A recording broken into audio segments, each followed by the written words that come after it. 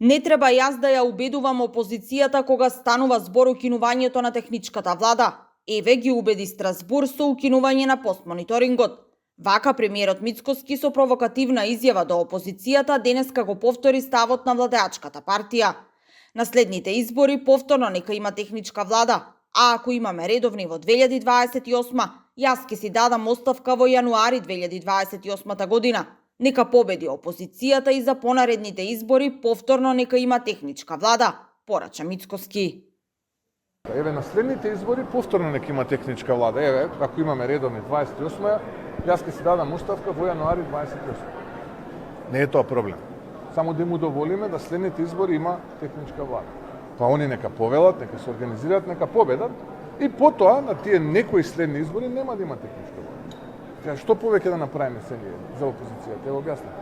Јас стварно не знам што да направам повеќе. Сега ја не можам место нив да победувам избори. Тоа е тоа се. Премиерот уште повеќе ги зајакна тврдите ставови, додека од опозицијската СДСМ пак се на ставот дека Македонија се уште не е зрела за укинување на техничката влада. Имено од СДСМ и вчера истакнаа дека се против укинување на техничката влада, бидејќи според нив оваа влада ги злоупотребува институциите во изборен процес. Тие услови се и сега, такава злоупотреба на институциите постои и сега.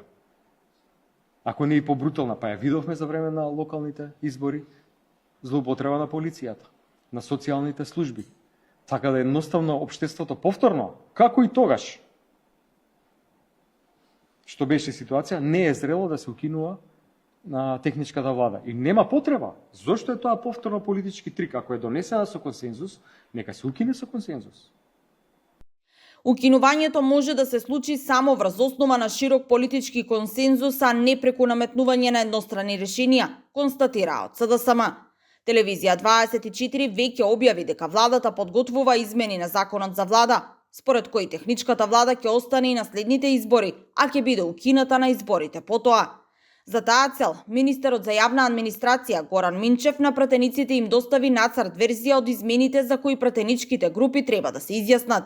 Дали партиите ќе успеат да се договорат и за измените во изборниот законник во голема мера ќе зависи од начинот и предлозите кои пратеничките групи ќе ги достават, но и каков ќе биде предлогот што ќе стигне од Правда.